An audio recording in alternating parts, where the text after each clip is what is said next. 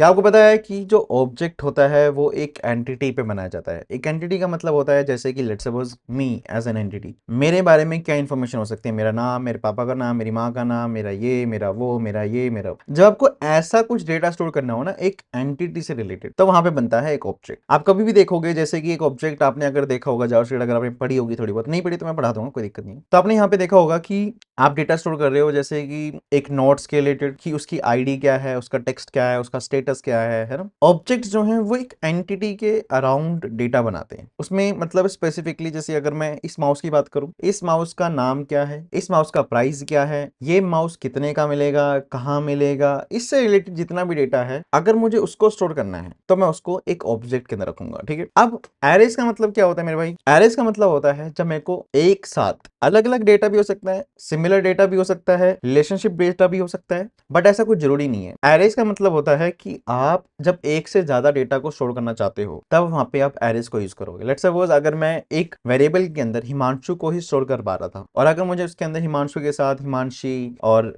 कुछ और भी स्टोर करना हो तो आप एरे का वहां पे यूज करोगे। ठीक है। जब एक से ज्यादा डेटा स्टोर करना हो तो वहां पे एरेज लगेंगे। जब ऐसा डेटा वो भी एक से ज्यादा स्टोर करना हो पर उनके अंदर एक रिलेशनशिप हो स्टेटस के अंदर, मतलब एक एंटिटी के रिलेटेड हो, तो वो जो डेटा है वो ऑब्जेक्ट डेटा बनेगा। ठीक है। So let's learn about how objects and arrays works.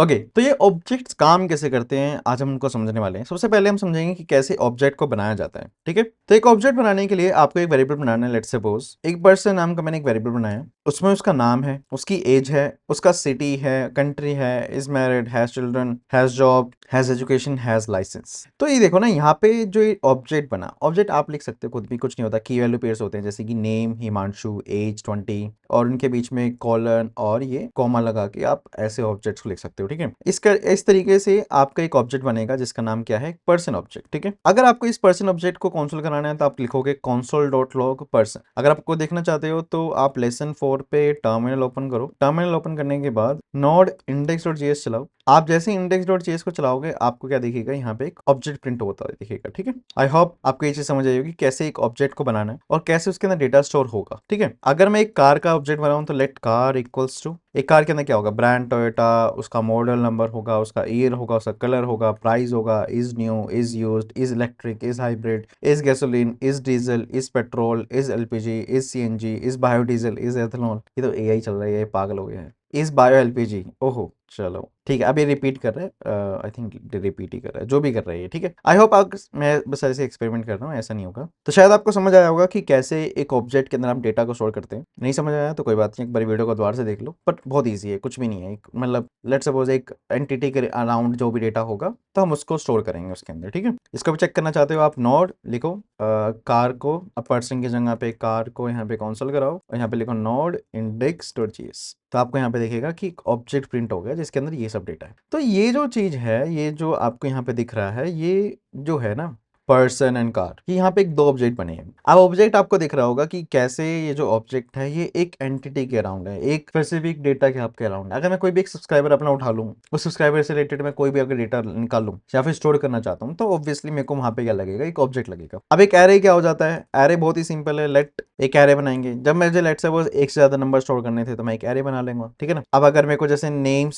Store करने हैं अपने, जैसे हिमांशु, जस हैप्पी, रिपीट भी कर सकते हो आप, ऐसा कुछ नहीं कि नहीं कर सकते, आप कर सकते हो। ठीक है। और चेस में लिख देते हैं और जसप्रीत। ठीक है। और हैप्पी आप रिपीट कर सकते हो, ऐसा कोई दिक्कत नहीं है। अभी तो एआई है, आप सभी सोच रहे हो ना कि एआई जॉब खा लेगा, देखो उसको इतनी समझ नहीं आ रही है कि यहाँ पे कितनी बार रिपीट करे जा रहा है। सो कोई बात नहीं। ठीक है। तो console डॉट लॉग नेम्स, अगर आप यहाँ पे लिखते हो console डॉट लॉग नेम्स, ठीक है, तो यहाँ पे नॉट इंडेक्स डॉट जेएस चलाओगे तो आपको दिखेगा यहाँ पे नेम्स जो है वो प्रिंट हो गए। कुछ इस तरीके से आप एक ऑब्जेक्ट बनाते हो, कुछ इस तरीके से आप नेम्स को बनाते हो। अब ऑब्जेक्ट के अंदर अगर मैं यहाँ पे कमेंट कर दूं, अब मैं थोड़ा बहुत इन पे फंक्शनैलिटीज की बात करता हूँ कि कैसे ऑब्जेक्ट्स एंड एरेज पे हम कुछ फंक्शनैलिटीज आप लगा सकते हो। ठीक है। सबसे पहली फंक्शनैलिटी कंसोल करने वाली है कि आप इनको कैसे कंसोल कराओगे। अगर आपको स्पेसिफिकली कंसोल लॉग कराना हो एक ऑब्जेक्ट के अंदर पर्सन का नाम, तो पर्सन डॉट नेम लिखेंगे, पर्सन डॉट नेम। तो जैसे हम लिखते हैं ना पर्सन डॉट नेम, तो जैसे हम लिखेंगे पर्सन डॉट नेम तो देखो ये नेम की वैल्यू निकाल के देगा, पूरा ऑब्जेक्ट नहीं उठाएगा ये, ठीक है। साथ में अगर हम लिख दें पर्सन डॉट एज, तो आपको यहाँ पे देखेगा कि पूरी इसने एज बना दी, मतलब जो भी एज थी वो लिख के दे दी, ठीक है। ऐसे सिटी जो भी उसके अंदर है वो सब इसने क्या दिया, एक बना के दे दिया। आई होप आपको यहाँ पे समझ आ रहा होगा कि ऐसे आपको ये इसको ऑब्जेक्ट को प्रिंट करना है। डॉट लगाओ, प्रिंट करा दो, ठीक है। अब आगे आते हैं, डिलीट फंक्शनैलिटी होती है कि आप ऑब्जेक्ट के अंदर किसी एक की को अगर आप डिलीट करना चाहते हो, जैसे कि पर्सन डॉट हैज लाइसेंस को मैं डिलीट करना चाहता हूँ, तो इससे होगा क्या कि इस लाइन के लिए जो ऑब्जेक्ट है उसमें से हैज लाइसेंस है वो जो है ऑटोमेटिकली डिलीट हो जाएगा। और अगर आप ये डिलीट करने के बाद कौन-सा लॉग कराते हो ना, डॉट लॉग पर्सन को, मैं एक बार ये कमेंट कर देता हूँ, और इसके बाद अगर आप कौन-सा लॉग कराते हो तो आपको यहाँ पे देखेगा, तो यहाँ पे आपको दिखेगा कि इस पर्सन नए पर्सन के अंदर जो कॉन्सोल हुआ है डिलीट कराने के बाद, तो वहाँ पे आपको दिख रहा होगा कि एज सच है नहीं, है ना, हैज लाइसेंस की जो वैल्यू है वो यहाँ पे अवेलेबल नहीं, इसलिए डिलीट फंक्शनलिटी यहाँ पे चल जाती है। इसके अलावा ऑब्जेक्ट्स के अंदर जो एक मेन चीज होती है जिसको हम बोलते हैं लूपिंग, लूपिंग ऑन ऑब्जेक्ट। शायद आपने नाम सुना हो कि एक ऑब्जेक्ट पे कैसे लूप कर सकते हो। तो ऑब्जेक्ट के लिए होती है फॉर इन लूप होती है, वो फॉर इन लूप यूज हो सकती है आपकी फ्रंट एंड में ज्यादा यूज होती है, बैक एंड में भी कहीं ना कहीं यूज हो जाएगी अगर आप डेटा के ऊपर रोल आउट करना चाहते हो कहीं ना कहीं पे। नहीं तो जो भी रह जाएगा, मतलब लेट्स से थोड़ी थोड़ी चीजें रह जाएंगी, वो तो बैक एंड डेवलपमेंट में जब हम कोड लिख रहे होंगे, एल्गोरिथम बना रहे होंगे, तो वहां पे तो आ ही जाना है, ठीक है। सो लेट की इन पर्सन, तो इससे होगा क्या, आपकी जो कौन-सा लॉग की है ये आपकी की जो है कौन-सा लॉग हो जाएंगे। अगर इसको कमेंट कर देते हो उसके बाद अगर आप चला के देखते हो तो आपको एक एक करके सारी की जो है वो प्रिंट हो जाएगी। अब इसमें देखो एक दिक्कत ये है कि आप अगर पर्सन डॉट की लगा के करोगे ना तो ये चलेगा नहीं, आपको पर्सन ब्रैकेट्स में की लगा के करना पड़ेगा, क्योंकि की एक डायनेमिक वैल्यू हो गई है यहाँ पे, ठीक है। ये देखो अगर आप ऐसे करते हो, एक मिनट शायद आप कंफ्यूज हो रहे हो, मैं ये एक्स्ट्रा कंसोल हटा देता हूँ, तो अब यहाँ पे देखोगे कि एक एक करके सारी वैल्यूज आ गई। हिमांशु 20 दिल्ली, मतलब कि जैसे आपने लिखा है पर्सन की, मतलब कि नेम पे क्या वैल्यू है, एज पे क्या वैल्यू है, city, country, is married, has children, इन पे जो जो वैल्यूज हैं वो सारी प्रिंट हो गई। हिमांशु 20 दिल्ली इंडिया, ये सब इसको बोलते हैं फॉर इन लूप, कि कैसे आप एक ऑब्जेक्ट पे लूप करा सकते हो। आई होप आपको क्लियर हुआ होगा। नहीं समझ आया, थोड़ा सा आप बैक जाना वीडियो के अंदर, आपको समझ आ जाएगा। बहुत ईजी चीज है, कोई ईजी पीजी है, not a big deal. Okay चलो अब हम एरेज के ऊपर बात करते हैं। अब एक एरे को कैसे प्रिंट कराना है, मतलब कि स्पेसिफिकली अगर एक एरे की एक वैल्यू प्रिंट करानी हो तो हम कैसे कराएंगे। तो कुछ नहीं होता, इंडेक्स नंबर्स होते हैं। जैसे अगर आप लिखते हो एरे 0, तो एरे 0 पे क्या आ जाएगा, हिमांशु आ जाएगा, एरे 1 पे जैस्मिन आ जाएगा, एरे 2 पे हैप्पी आ जाएगा। और अगर आप इसको देखना चाहते हो तो देखो नॉट इंडेक्स डॉट जेएस में एआर इज नॉट डिफाइंड, अच्छा कमेंट हो रखा है ना वो नॉट इंडेक्स डॉट जेएस पे, अगर आपको दिख रहा होगा यहाँ पे एरे 2 पे क्या आ रहा है, 3 आ रहा है। सेम ऐसे ही अगर मैं प्लस कराना चाहूँ, मैं कुछ भी कर सकता हूँ, देखो सोचने के ऊपर बात है ना। एरे 2 और 3 पे जो भी वैल्यू, जैसे कि सेकंड पे क्या वैल्यू है 0 1 2, मतलब कि 3 प्लस 4, 3 प्लस 4 इज 7, तो नॉट इंडेक्स डॉट जेएस में क्या आना चाहिए, 7 आना चाहिए ऐसा आउटपुट। तो इट्स इज लाइक लॉजिक, आप कोई भी लॉजिक आप लगा सकते हो। आप इस पे कोई लूप चलाना चाहो तब लूप चला सकते हो, for let I less than array dot length I plus plus, ठीक है। आप ऐसे एक लूप बना के इन पे लूप चला सकते हैं। इससे होगा क्या, आपकी सारी वैल्यूज प्रिंट हो जाएंगी, इससे ज्यादा तो कुछ नहीं होने वाला। तो कुछ एरेज ऐसे होते हैं, आपको लूप बनाने के लिए for let I less than array dot length. मैं बस आपको थोड़ा रिवाइज करा रहा हूँ ताकि आप बैक एंड डेवलपमेंट को समझने की कोशिश कर सको, आप समझने की, क्योंकि कोड सारा वही है। एंड इन बिटवीन अगर आपको मेरे से पर्सनली ट्रेन होना है, पर्सनली अंडरस्टैंड करना है कि कैसे back and development, front end development, generative AI और इन सब की फील्ड्स को कैसे एक्सप्लोर करना है, इन सब को कंबाइन करके कैसे एआई टूल्स बनाने हैं, तो मेरा पर्सनल 1-on-1 कोर्स जो है उसकी लिंक मैंने गूगल फॉर्म्स में दे रखी है। आप जाइए, डिस्क्रिप्शन में आपको मिल जाएगी वो लिंक, भरिए और मेरे से कनेक्ट करिए, मैं आपको कोर्स के अंदर ज्वाइन कराता हूँ। उस कोर्स के अंदर आपको सिर्फ 5 या फिर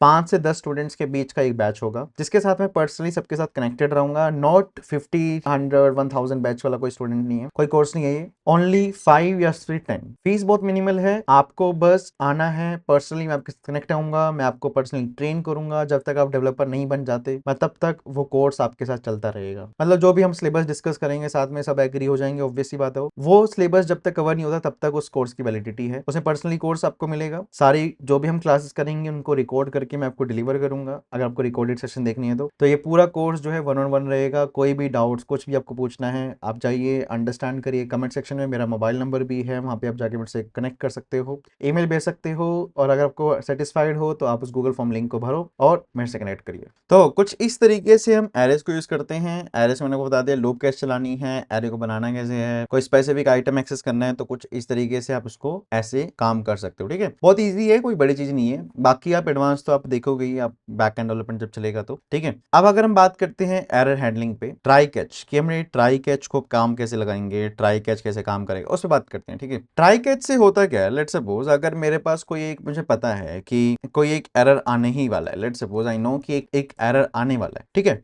सिंपल सी बात है। अब होता क्या है, जब वो एरर आता है तो आपकी एप्लीकेशन होती है क्रैश। सिंपल सी बात है। आप क्या चाहते हो कि आपकी एप्लीकेशन क्रैश ना हो, आपकी एप्लीकेशन चलती रहे, बस वो जो एरर है उसको हम मतलब बोलते हैं ना जैसे पैसे देके सेटलमेंट करा लेना, बस वही वाली चीज है कि एरर आ गया कोई बात नहीं, उसको सेट करो अपनी जगह के अंदर ही, एप्लीकेशन नहीं रुकनी चाहिए। और ये ट्राई कैच बहुत ही जरूरी है एज अ डेवलपर, आपको हर जगह पे जितना जहां पे भी लगता है ना कि यहाँ पे एरर आ सकता है, जैसे कि एपीआई कॉलिंग। एपीआई कॉलिंग एक ऐसी चीज है जिसमें आपको ट्राई कैच लगाना है, चाहे कुछ हो या ना हो। और कुछ हो ना हो, एपीआई कॉल हो रही है, आपको ट्राई कैच के साथ ही कॉल करनी है। रीजन, अगर एपीआई ने एरर रिटर्न करा, आपके एप्लीकेशन में कुछ नहीं दिखना चाहिए कि एपीआई फेल हो गई या फिर कुछ भी, बस आपको उस एरर को कैच कर लेना है। या फिर कोई भी ऐसा कोड जिसमें एरर आने की संभावना है, बस आपको वहां पे क्या करना है, ट्राई कैच को यूज करना है, ठीक है। तो इस तरीके से हम ट्राई कैच के ऊपर बात करेंगे। तो यहाँ पे देखो ट्राई कैच होता कैसे काम है, ट्राई कैच का काम देखेंगे हम बहुत ही सिंपल एग्जांपल से, ठीक है। बहुत ही सिंपल एग्जांपल क्या है कि अगर मैंने एक फंक्शन बनाया चेक, ठीक है, उसके अंदर क्या है ए और बी, ठीक है। लेट्स सपोज हमारे पास दो वैल्यूज हैं और यहाँ पे हो क्या रहा है कि अगर मैं बोलूं कि अगर मैं ए को बी से अगर बड़ा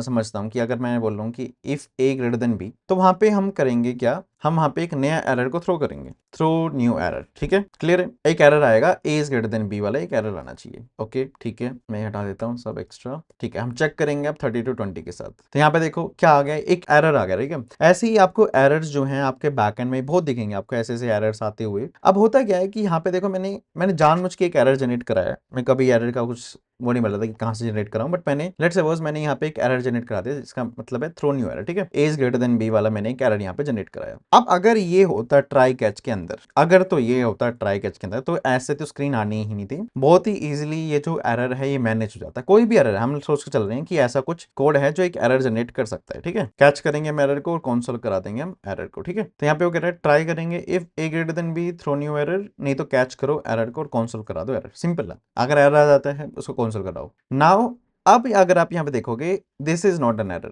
इसमें अगर आप कलर डिफरेंस भी देख लोगे तब भी आपको समझ आ जाएगा ये यहाँ पे जो है ये एक एरर नहीं है, आपका कोड जो है वो नॉर्मली चल रहा है। अगर आप चेक करना चाहते हो, देखो यहाँ पे अगर मैं लिख देता हूँ console.log हेलो, आपको पता है कि एप्लीकेशन ऊपर से नीचे चलेगी, तो हेलो वर्ल्ड मैं इसको यहाँ पे hello1 लिख देता हूँ। और अगर ये एरर मैनेज हो गया है तो hello2 भी आना चाहिए, राइट। अगर ये ट्राई कैच नहीं होगा तो hello1 और फिर ये एरर आ जाएगा, उसके बाद hello2 नहीं आएगा, क्योंकि एप्लीकेशन बीच में रुक चुकी है ना। यहाँ पे देखो hello1 भी स्टार्ट हुआ है, एरर मैनेज हो गया पूरा का पूरा, और hello2 भी आया, आपकी एप्लीकेशन नहीं रुकी। मेन यही होता है कि ट्राई कैच ब्लॉक से होता क्या है कि आपकी एप्लीकेशन रुकती नहीं है। अब कुछ हमारे पास जो है ES6 के फीचर्स हैं, मैं ट्राई कैच को यहाँ पे कमेंट कर देता हूँ और चलते हैं हम नेक्स्ट पे। नेक्स्ट है हमारा कुछ ES6 फीचर, इसके बाद हमारी इसी वीडियो के अंदर हम पूरी फंडामेंटल्स को क्लियर कर देंगे, फिर नेक्स्ट वीडियो हमारी Node.js पे ही स्टार्ट होगी, बहुत ही बढ़िया, ठीक है।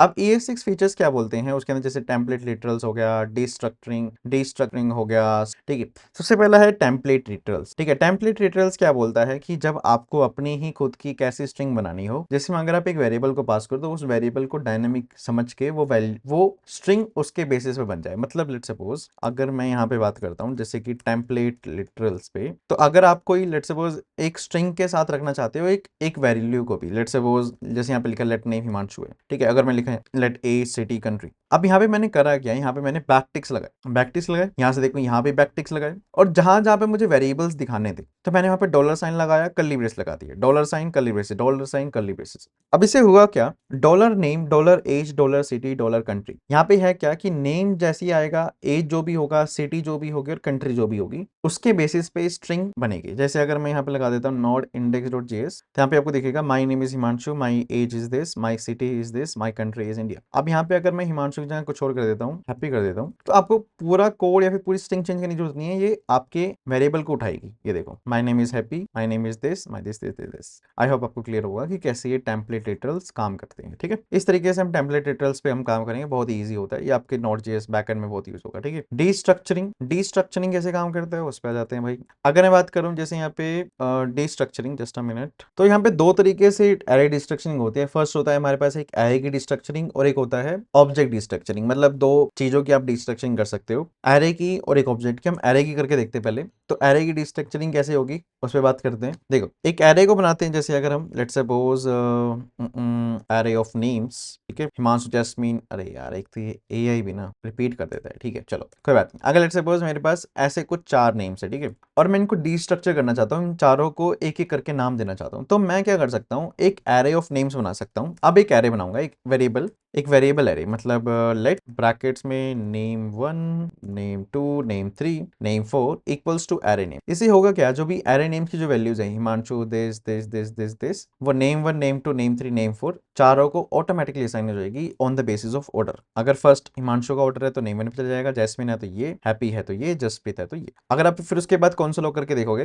तो आपको यहाँ पे दिखेगा सबके पास अपने अपने अपने अपने जो है नेम असाइन हो गए। इसको बोलते हैं सिंपल है डिस्ट्रक्चरिंग, कोई बड़ी चीज नहीं है। अब जो ऑब्जेक्ट डिस्ट्रक्चरिंग होती है वो भी आसान होता है, वो भी कोई बड़ी चीज नहीं है। 2 तरीके से आप ऑब्जेक्ट की डिस्ट्रक्चरिंग कर सकते हो, जैसे कि एक सिंपल ऑब्जेक्ट अगर मैं बना दूं यहाँ पे, जैसे कि नेम एज सिटी कंट्री, ठीक है, अगर मेरे को उसको डिस्ट्रक्चर करना हो तो मैं उसके कीज को नहीं, आप यहाँ पे वेरिएबल, जैसे मैंने यहाँ पे बनाया था ना एरे ऑफ वेरिएबल्स, वैसे ही एक ऑब्जेक्ट बनाना है जिसके अंदर उसकी कीज होंगी, name age city country equals to OBJ, ठीक है। तो ओबीजे के अंदर जैसे नेम एज सिटी कंट्री है तो उनकी मैचिंग हो जाएगी, जैसे नेम के साथ मैच हो जाएगा, एज के साथ मैच हो जाएगा, सिटी के साथ, कंट्री के साथ, और वैल्यूज जो हैं वो असाइन हो जाएंगी, Himanshu and city and Indian. तो इससे होगा क्या, अगर आप यहाँ पे आप कैसे कर सकते हो, आप normally name age city country को जब प्रिंट करोगे तो ये हिमांशु 20 दिल्ली इंडिया आराम से प्रिंट करेगा। सिंपल, आपने यहाँ पे एक ऑब्जेक्ट बनाया, ऑब्जेक्ट में नेम एज सिटी कंट्री, आपको इसको डिस्ट्रक्चर करना था, तोड़ना था, तो तोड़ने के लिए आपने एक ऑब्जेक्ट ऑफ कीज बनाया, name age city country equals to OBJ, और यहाँ पे क्या हुआ,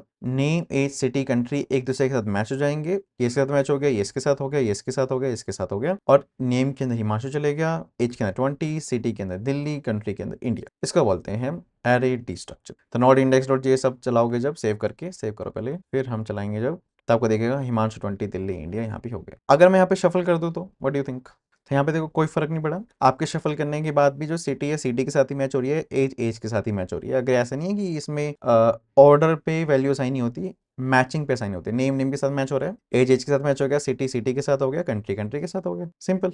यहाँ पे अगर आप देखोगे Himanshu 20 Delhi India is very simple, ठीक है, इसको बोलते हैं डिस्ट्रक्चरिंग। नेक्स्ट हमारा स्प्रेड ऑपरेटर और रेस्ट ऑपरेटर, ये भी काम कर, इस पे भी काम कर लेते हैं, बहुत इजी होता है, बस ये सबको समझना इसलिए जरूरी है ताकि आपको जब बैकएंड का कोड लिखने वाला हूँ वो समझ आना शुरू हो जाए, ठीक है। रेस्ट ऑपरेटर काम कैसे करते हैं, आप अगर रेस्ट ऑपरेटर की बात करूं, लेट्स सपोज मेरे पास एक फंक्शन है और मेरे को उस फंक्शन को बहुत सारे वैल्यूज देनी है, ठीक है। मैं अगर देने को तो देखो, मैं अगर एक सम फंक्शन है उसके अंदर अगर मैं 10 वैल्यूज पास करना चाहता हूँ, तो num1 num2 num3 मैं 10 पैरामीटर्स को लिखूंगा, राइट। अब मैं 10 पैरामीटर्स, अगर मेरे को 100 पैरामीटर्स को पास करना हो, तो 100 वैल्यूज पास करनी हो, 100 different different value some value को पास करनी हो सम फंक्शन को, तो वो थोड़ा डिफिकल्ट हो जाएगा, राइट। तो मैं यहाँ पे एक रेस्ट ऑपरेटर यूज करूंगा, ट्रिपल डॉट्स, और अगर मैं लिख देता हूँ यहाँ पे आर्क्स, तो अब ये जो सम फंक्शन है, एनी वैल्यू, कितनी ही वैल्यू हो, ये उसको एक्सेप्ट करेगा। अगर आप यहाँ पे देखना चाहते हो, कंसोल लॉग करो यहाँ पे ARGS को, कंसोल लॉग आर्क्स को, ठीक है। तो सम फंक्शन, उसके अंदर आपने डाला 1 2 3 4 5 6 7 8 9 10, तो यहाँ पे होगा क्या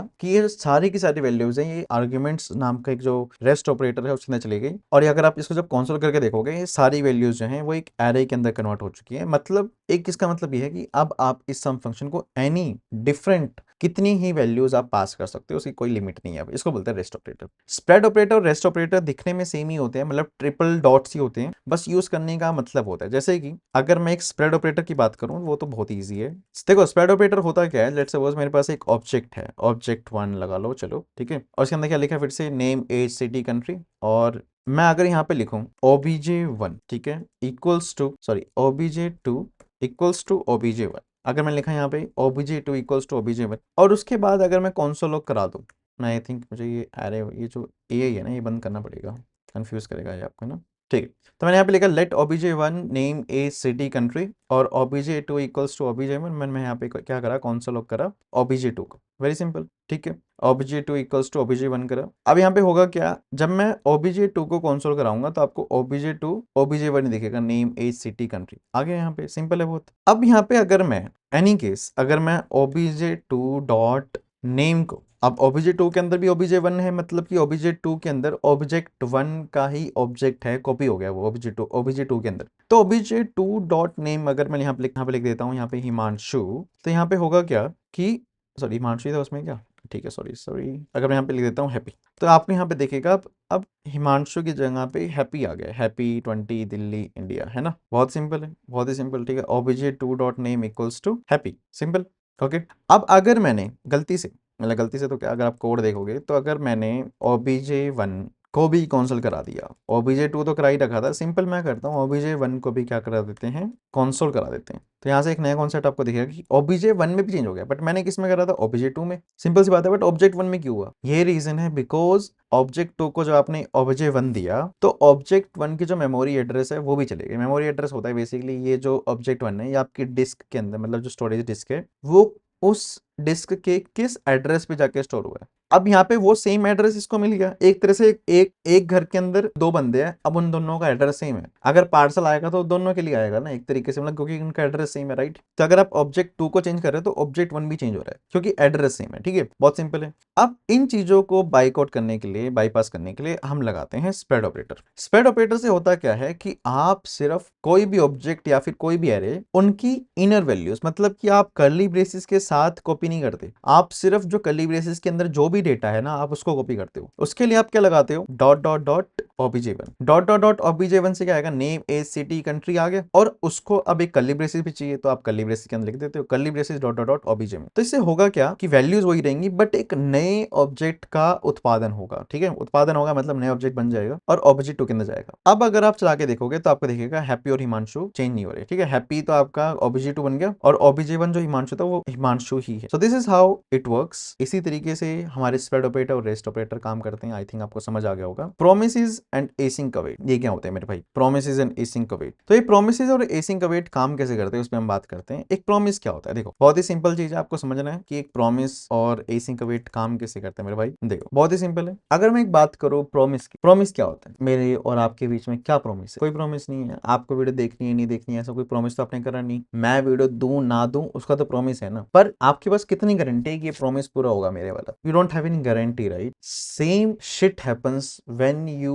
वर्क विद एपीआईज। यही होता है, मैं बोलना नहीं चाहता अपने मुंह से बट फिर भी यही होता है जब आप एपीआई के साथ काम करते हो। आप एपीआई को कॉल करते हो, एपीआई डेटा दे ना दे उसकी कोई गारंटी थोड़ी है, कोई भी कुछ भी हो सकता है, बैकएंड पे कुछ भी हो गया, आपने फ्रंट एंड से कॉल कर दी, बैकएंड पे कुछ हो गया, डेटाबेस में कुछ भी हो गया, है ना, एनीथिंग कैन हैपन, राइट। तो इसीलिए वहां पे हम प्रॉमिस कॉन्सेप्ट को यूज करते हैं कि अगर फेल हो भी गया तो हम हैंडल कर लेंगे, अगर आ भी गया तब भी हम हैंडल कर लेंगे, पर आपका कोड जो है वो दोनों चीजों का हैंडल करने के लिए रेडी रहे। वहां पे हम प्रॉमिस कॉन्सेप्ट को यूज करते हैं, बहुत ही सिंपल होता है प्रॉमिस कॉन्सेप्ट। देखो एक पहले हम प्रॉमिस को समझते हैं, प्रॉमिस बना के हम प्रॉमिस को समझेंगे। देखो एक प्रॉमिस क्या होता है, let prom1 equals to new promise, आपने लिखा let prom1 equals to new promise, इससे आपने क्या बना दिया, एक प्रॉमिस बना दिया। इज समथिंग लाइक जैसे आपने कपड़े सिलवाने के लिए आप दर्जी के पास गए, आपको दर्जी क्या बोलेगा कि अब 2 दिन के बाद आना, आप 2 दिन के लिए वहां पे तो खड़े नहीं रहोगे, राइट, आप 2 दिन के लिए अपना कोई और काम कर लोगे, बट जब 2 दिन के बाद जब जाओगे क्या आपके पास कोई गारंटी है कि उसने आपके कपड़े सिल दिए, कोई गारंटी नहीं है। यही चीज होता है एपीएस के अंदर भी, और जब आपके टेलर ने आपको बोला कि 2 दिन के बाद आना, तो उसका मतलब ये है कि आप उस कोड को, उस चीज को आप एसिंक्रोनसली वेट कर रहे हो उस चीज का होने का। तो प्रॉमिस से होता क्या है कि हम एसिंक्रोनस कोड लिखते हैं और वो कोड जो है वो बैकग्राउंड में चलता है, वो फ्रंट एंड पे मतलब रुकता नहीं है, वो जैसे स्टक नहीं होता। एसिंक्रोनसली हमारे प्रॉमिस चलते हैं बैकग्राउंड में, उनमें अगर टाइम लग रहा है तो वो दूसरे फ्लो को, जो हमारा मेन एग्जीक्यूशन फ्लो है कोड का, उसको वो डिस्टर्ब नहीं करते, वो बैकग्राउंड में वो चलते रहते हैं। इसको बोलते हैं प्रॉमिस, ठीक है। तो एक नया प्रॉमिस बनाने के लिए न्यू प्रॉमिस लिखा मैंने, let prom1 equals to new promise, और इस न्यू प्रॉमिस के अंदर जैसे लेट सपोज मैंने यहाँ पे पास कर दिया एक कॉल बैक फंक्शन। उस कॉल बैक फंक्शन के अंदर क्या है, देखो अब प्रॉमिस है, प्रॉमिस का काम क्या है, एसिंक्रोनस कोड। अब वो एसिंक्रोनस कोड होगा नहीं होगा उसकी पर बात है ना, या तो वो रिजोल्व होगा या रिजेक्ट होगा। तो आरईएस से हम बात कर लेते हैं रिजोल्वेशन की, और आरईजे से हम बात करेंगे रिजेक्शन की, कि आरईएस का यूज करके आप रिजोल्व करोगे और आरईजे का यूज करके आप रिजेक्ट करोगे। अगर मैंने आरईएस यूज करा तो आपका कोड क्या हो जाएगा, आपका प्रॉमिस हो जाएगा रिजोल्व। अब या तो रिजोल्व का मतलब है कि उसने डेटा दे दिया, और रिजेक्ट का मतलब है उसने डेटा नहीं दिया। अब या तो वो डेटा देगा या तो डेटा नहीं देगा, ये तो आपको सिंपल सी बात है। तो अगर मैं रिजोल्व की बात करूं, रिजोल्व लेट सपोज मैंने बोला कि हाँ जी डन, तो इसका मतलब क्या है कि रिजोल्व हो गया, और रिजोल्व होते टाइम उसने बोल दिया हाँ जी डन। अगर आप यहाँ पे इसको आप कंसोल करके देखोगे, console.log prom1, ठीक है,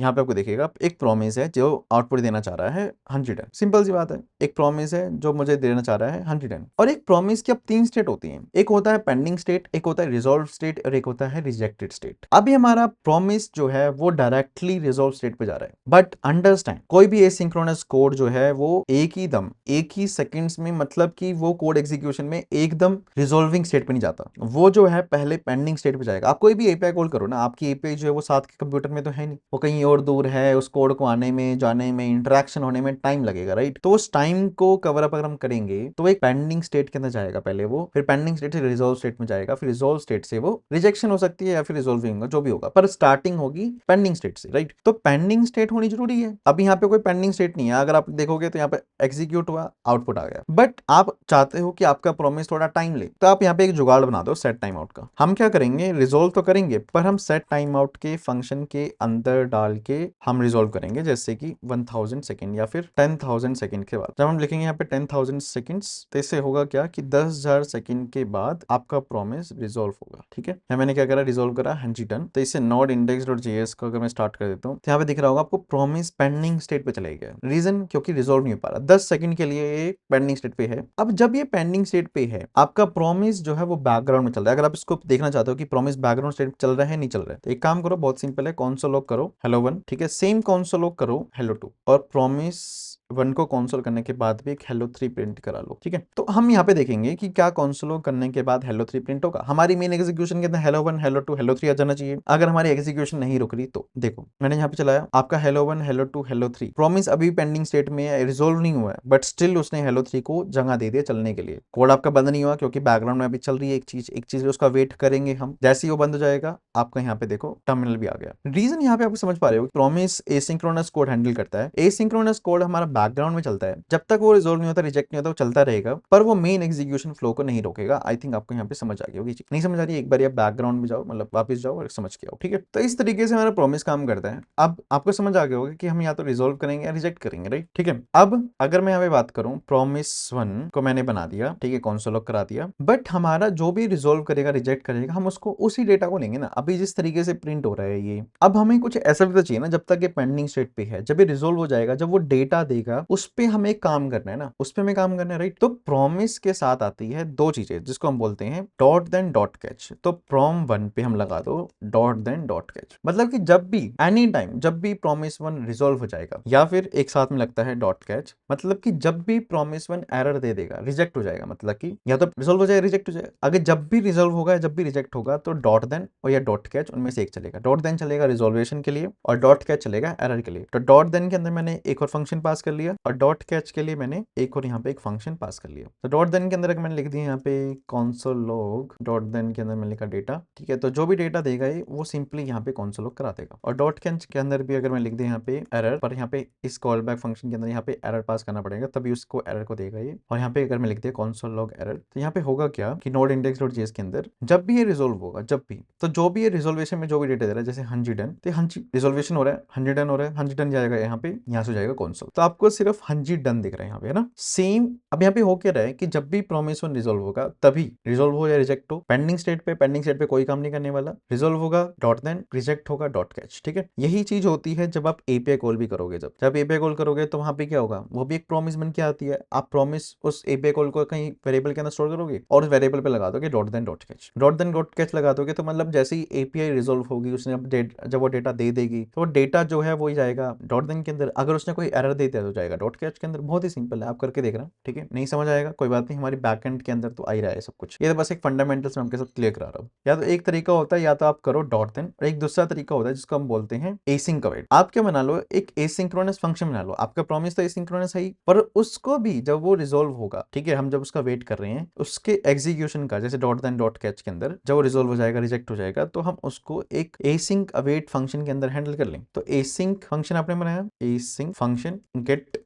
अपडेट लेट सपोज, और यहाँ पे हम अगर वेट करें, sorry, let result equals to await. आप क्या करोगे, अवेट कर रहे हो फॉर प्रॉम 1 टू वर्क। जैसे ही प्रॉम 1 ये सिर्फ अब काम करेगा रिजोल्वेशन के लिए, जैसे ही प्रॉमिस 1 रिजोल्व होगा, तो जो भी आप वेट कर रहे हो कब प्रॉमिस 1 रिजोल्व होगा, जैसे ही रिजोल्व हो जाएगा, वो RES रिजल्ट कहना चले जाएगा। आप चेक करना चाहते हो, रिजल्ट लिख लेता हूँ इसको पूरा, आप शायद कंफ्यूज ना हो। रिजल्ट मैंने लिखा हुआ है, तो अगर मैं यहाँ पे console.log करा लूँ रिजल्ट नोड index.js पे, तो आपको यहाँ पे दिखेगा दिखेगा, सॉरी नहीं दिखेगा, क्योंकि गेट अपडेट को आपने कॉल ही नहीं करना। गेट अपडेट एक फंक्शन है, राइट? तो गेट अपडेट को आप यहाँ पे कॉल भी तो करोगे। अब यहाँ पे क्या हुआ, एक एसिंक्रोनस फंक्शन काम कर रहा है for from one two handle. अब ये पूरा का पूरा कोड जो है ये एक एसिंक्रोनस कोड है, ये आप याद रखना। तो आपका ये मेन एग्जीक्यूशन फ्लो को कोई भी डिस्टर्ब नहीं करने वाला। आपने जो प्रॉमिस बनाया वो भी एक एसिंक्रोनस है, और आपने जो ये एसिंक फंक्शन बनाया है ये भी एसिंक्रोनस चलेगा, आप किसके नाम में एसिंक्रोनस है, ठीक है? ये क्या करता रहेगा, बैकग्राउंड में वेट करता रहेगा प्रॉमिस वन का। जैसे ही प्रॉमिस वन रिजोल्व होगा, रिजल्ट कितना चले जाएगा, 100 आपका रिजल्ट के अंदर आ जाएगा, आपको दिख रहा होगा 100 आ रहा है, ठीक है? अब तब क्या करें, अगर ये रिजेक्ट हो जाए तो रिजेक्ट के लिए तो ये काम ही नहीं कर पाएगा, रिजेक्ट के लिए ये वाला काम करेगा, पर इसको कैसे काम कराएंगे रिजेक्ट के लिए, कोई बात नहीं, आ जाओ आप एक बार चला के देखो नोड index.js पे। एरर इसने हैंडल नहीं कर पाया, कैच नहीं कर पाया एरर को, ये क्या कर लेता है, कैच कर लेता है, जो भी एरर आएगा उसको कैच कर लेगा, जैसे ट्राई कैच के अंदर होता है। अब यहाँ पे आपको ट्राई कैच ही यूज करना पड़ेगा। अगर प्रॉमिस वन वो आपको रिजेक्ट हो जाता है तो कोई बात नहीं, आप उसको ट्राई कैच ब्लॉक के अंदर डालो। ये सिर्फ तब के लिए है जब आप एसिंक अवेट यूज कर रहे हो, ठीक है? तो let result equals to await from one, console log करा है रिजल्ट को। अगर कोई एरर आ गया तो हम यहाँ पे कंसोल डॉट लॉग करा देंगे एरर को। I hope you got the point. Node index.js है, अब हमें दिख रहा है आपको रिजेक्ट भी हो रहा है, 100 के साथ ही हो रहा है रिजेक्ट भी, पर ऐसा जैसे इसमें आ रहा था वैसे नहीं आ रहा है, ये भी हैंडल हो गया, ठीक है? अब देखना चाहते हो यहाँ पे अगर आप एक कंसोल लॉग दिखा दोगे, जैसे कि कैच इज रनिंग, ये भी सेम है। नोड index.js पे अपने चलाया तो 10 सेकंड का वेट करते हैं, देखो catch is running. I hope you got the point कि कैसे काम करता है, कैसे नहीं कर रहा है। बहुत बड़ी वीडियो हो गई। अगर आप यहाँ तक पहुंच चुके हैं मीन्स आपको कोर्स के अंदर मजा आ रहा है। बीच में शायद मैं कहीं पे मैंने कट्स लिए हैं, क्योंकि मुझे कहीं ना कहीं जाना पड़ा था। लंबी वीडियो है, ठीक है, बहुत लंबी वीडियो है, ठीक है? So if you want to get in personal touch, personally अगर आपको मेरे साथ लर्न करना है, अंडरस्टैंड करना है, तो मेरे कोर्सेज हैं आपके पास, जाइए अंडरस्टैंड करिए, लर्न करिए, मेरे साथ कनेक्ट करिए, और full stack development plus generative AI tools बनाना सीखिए। मेरे कोर्स के अंदर आइए, हम आपको पर्सनली सिखाएंगे कि कैसे इन सब चीज़ों को बिल्ड करना है। Thank you.